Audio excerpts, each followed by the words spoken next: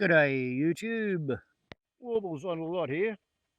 In the introduction on page 9, buried in the middle of a page basically explaining why most native Australian human food plants were fairly unappetising and not highly nutritious according to European standards of the time, it does suggest right here that wombat berry might be improved by cultivation, though they scarcely deserved it.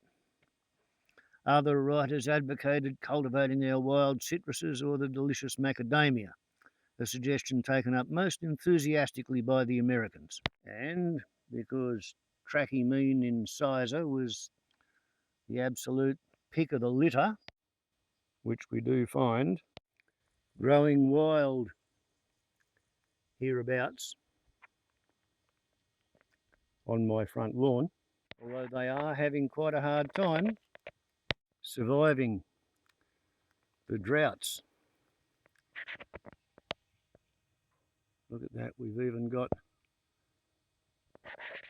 an insect, a little fly or a mite or a midge or a mosquito, two of them, fertilising a wild native parsnip plant in front of the wing mirror on the mouldboard plough, so the idiot using the plough can see who the idiot is in this story. So I'm prepared to claim that keeping the wild native parsnip alive by failing to whippersnip them while keeping this place short and green for the purposes of bushfire fuel burden hazard reduction.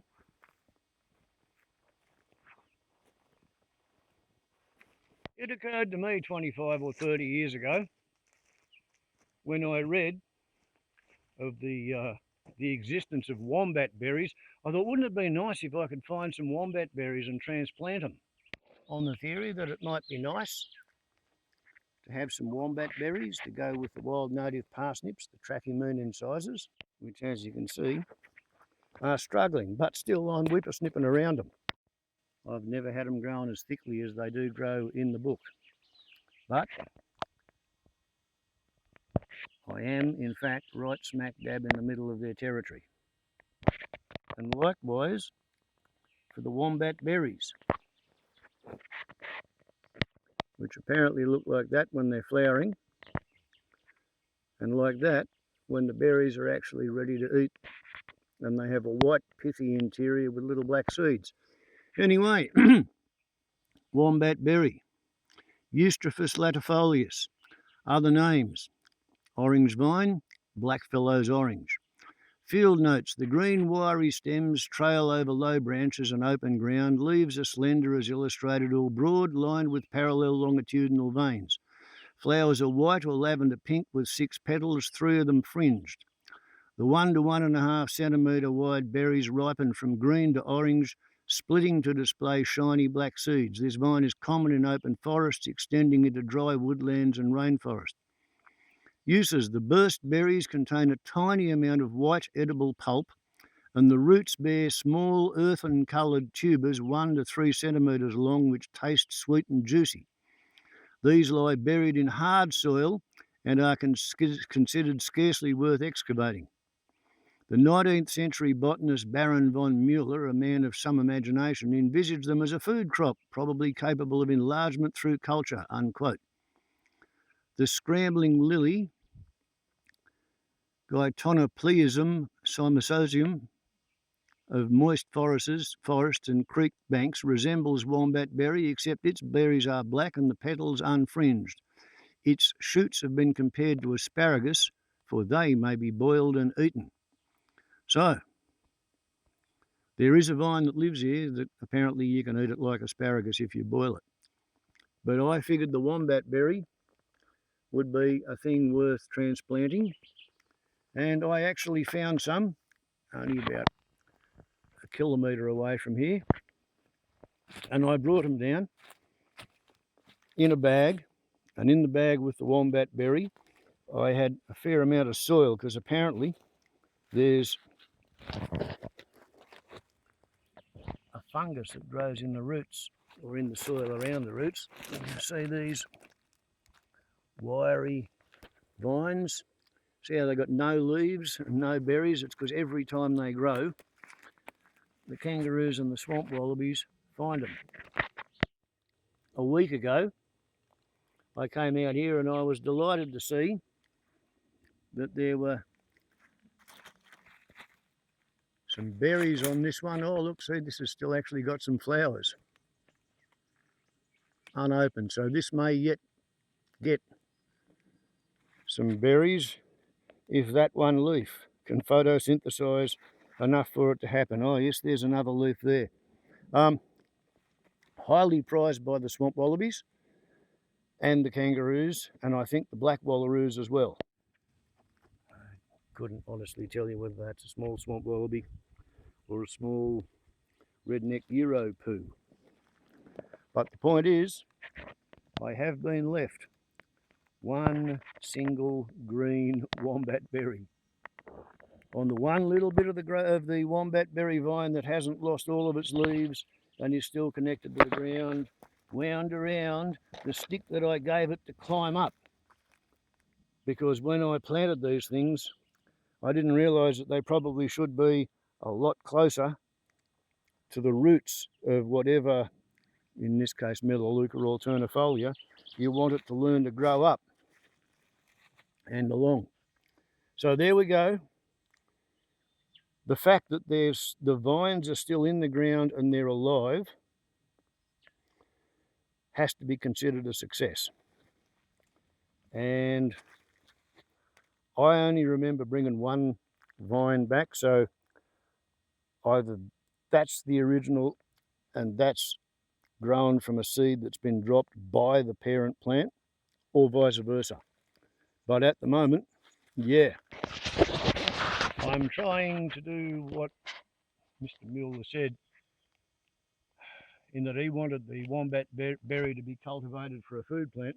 What I've done is I've tried to move a known food plant onto a place where there's a lot of other food plants.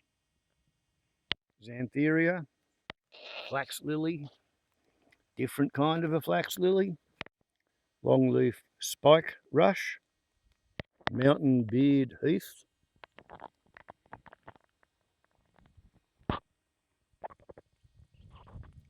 but I haven't seen these actually flower and produce fruit for over 30 years. And there used to be some tall ground berries here as well, but haven't seen them for a long time. But yeah, if you can find a carpet beard heath in the middle of a logging operation, you can stop that logging operation, because there's not very many of them left.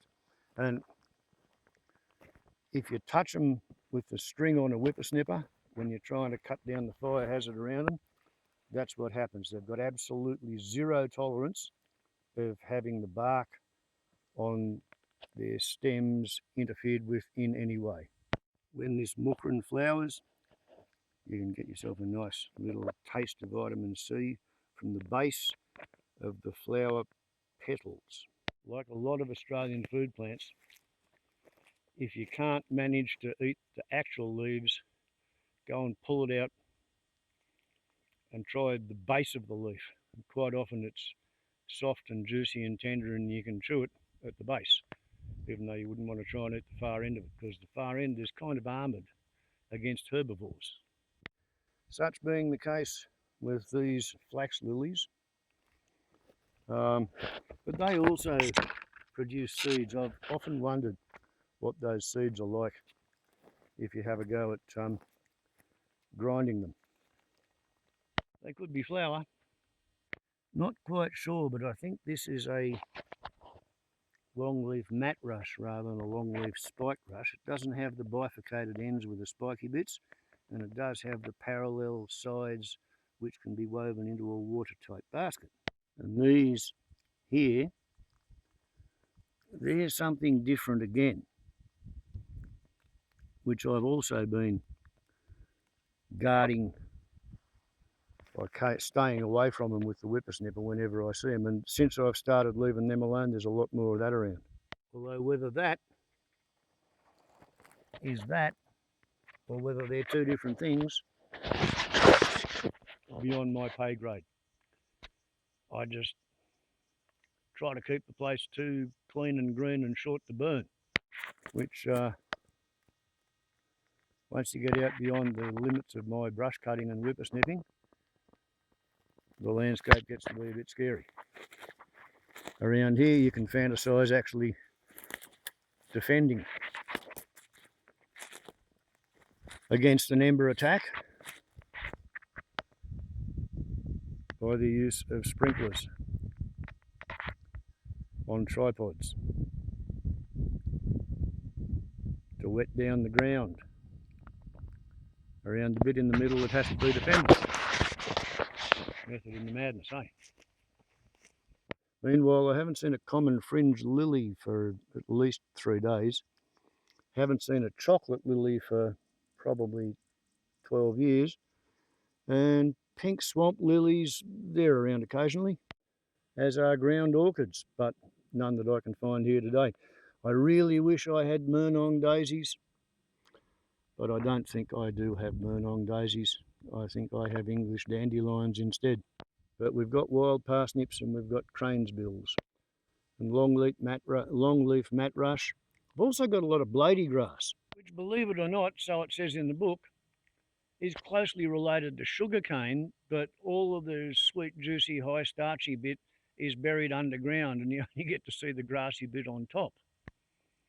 And of course, in ground like this, who the hell's going to try and excavate to get the underground sugarcane that's underneath the blady grass? Not me. But I know it's there. And there's bracken. And I've just showed you the wombat berry. I have lots and lots and lots of mistletoes. We also have pink flowered native raspberry, irindi, we call that around here. And we have 5 corners as well as currajongs. To say nothing of the wattle seeds, acacia seeds. In the outback, acacia seeds were used in 2 ways. Soft green seeds were eaten like peas from the roasted green pods, and hard ripe seeds were ground to flour and cooked as damper. People make coffee out of them too, wattle chino. So that's pretty much the current update on wild native food plants that I've got growing wild around my place. I've only ever actually transplanted 2 different species. One is the wombat berry, and the other one, which we're on our way over to have a bit of a look at, is the bunya pine. I planted 2. Last time I looked, one of them was still around.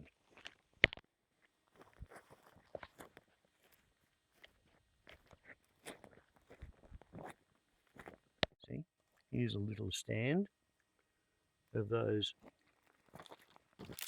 Well, I don't know whether they're flax lilies or what they are, but they've got a succulent leaf which holds moisture and it's got a waxy outside, so I figure it's going to be more bushfire resistant than a lot of the other stuff that's grown on this slope. So I'm letting them breed up on the theory that they're probably not a bad idea. And they do like to grow in there close beside the flax lily. Look at these ones. Lovely big fat juicy healthy leaves. There's one that's regenerated after burning in the fire. They do seem to like being burnt, with this being the particular northeast facing slope where I've recovered some pretty interesting stone artefacts.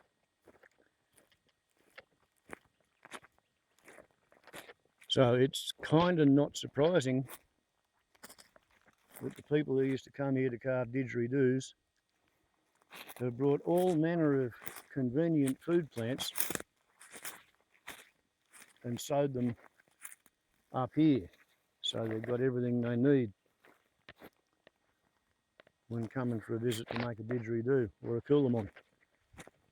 A lot of kangaroos have been camping here. And here we see the bunya pine slowly recovering from being over-fertilised, which I think is what happened to it. That's why it's got that burnt brown look to it. Didn't hurt the wild native food plants growing outside the fence, and yeah, it has to be fenced because I think it's Rudolph the redneck reindeer comes along and just chews it right off. Anything that sticks out gets eaten. And of course, because this is Australia, the land of the feral, the ground gets constantly turned over by pigs. Not having a gun, not being interested in fighting with pigs with a bow and arrow, not a hell of a lot I can do about that one. So, there you go. Now you know. There's this bloody grass that I was telling you about. Underground sugarcane. Who would have guessed that if you didn't read it in a book? I suppose lived here for 40,000 years and your ancestors had told your parents and they'd told you about it, then you'd know about it as well. Such is life. Warbles on a lot to YouTube. Ciao. And of course, there is, in fact, a couple of more wild native food plants we've got living here. Nutgrass, onion grass, and Chinese water chestnuts. I don't know why they're called Chinese water chestnuts and they're native to Australia, but yeah, if you go in there and dig down there, you get a Chinese water chestnut as the root ball for all of those long, green, pointy looking, fluffy top, green, spiky looking things. So it's not as if this place is ever going to feed me for very long if I was to try and live like a traditional pre-1788 Australian, because not only is the ecology necessary to live here no longer here, I don't know how to live like that. Got a few vague ideas, but I wouldn't like to bet against starving to death inside of a month if I tried to live like an Aborigine here, especially with plastic teeth. I don't know how long a traditional Aborigine would have lasted if they lost all their fangs. Not that they ever did that, because they didn't have any refined white sugar in their diet. And, yeah, things was different back in the way back when. Warbles on a lot to YouTube. Ciao.